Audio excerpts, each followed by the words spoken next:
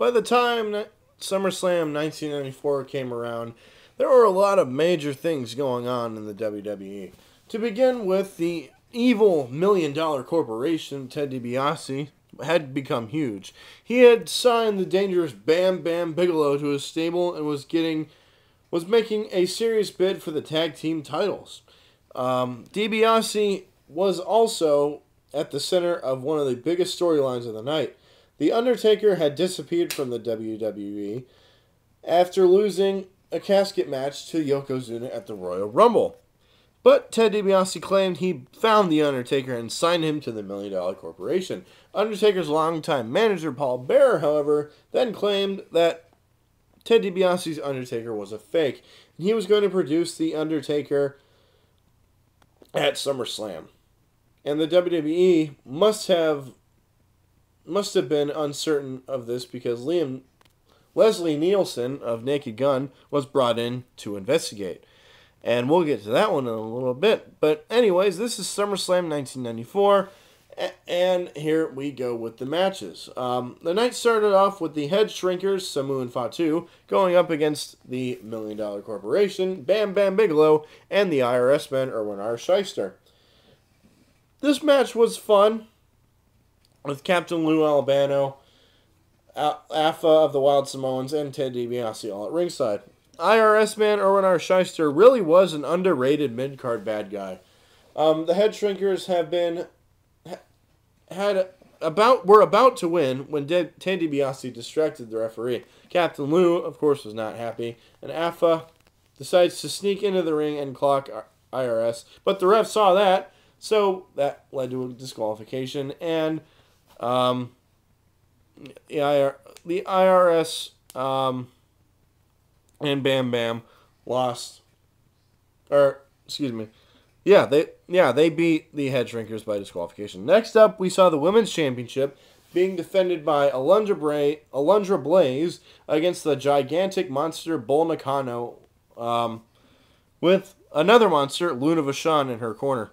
This match was pretty decent. Alundra Blaze won despite Luna Vachon interfering after Nakano missed a diving leg drop. It was now time for Big Daddy Cool Diesel, accompanied by Shawn Michaels, to defend the Intercontinental title against, the bad guy, Razor Ramon, the man that he had defeated for the title a few months earlier. Ramon and Diesel put on a very entertaining match, with Michaels making his presence felt. But his interference backfired when he accidentally superkicked Diesel while aiming for Razor. And Razor took advantage of this, got the pin, and won back the Intercontinental title. In the next match, we saw Tatanka going up against Lex Luger. Going into the match, Ted DiBiase claimed that he had signed Luger to the $1 Million Corporation, but in fact it was a double cross, because Tatanka finally turned on Lex Luger, joining the $1 Million Corporation, and DiBiase helped Tatanka to win the passable match, and then had Tatanka perform the $1 Million Dream on Lex Luger.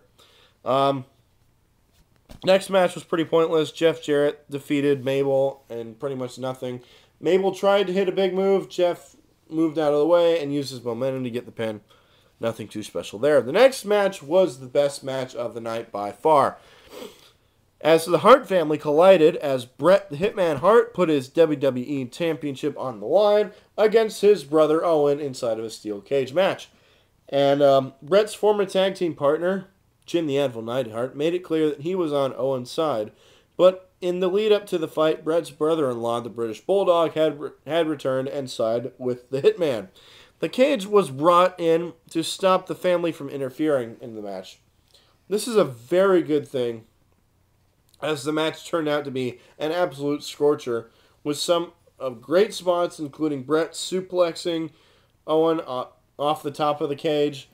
Both Harts climbed to the outside of the cage for the climax, but Bret ended up winning after Owen got his leg tangled into the cage. Owen and Neidhart then threw Bret back inside the cage, locked the door, and started a beatdown, with the Bulldog eventually climbing the cage and to scare them away.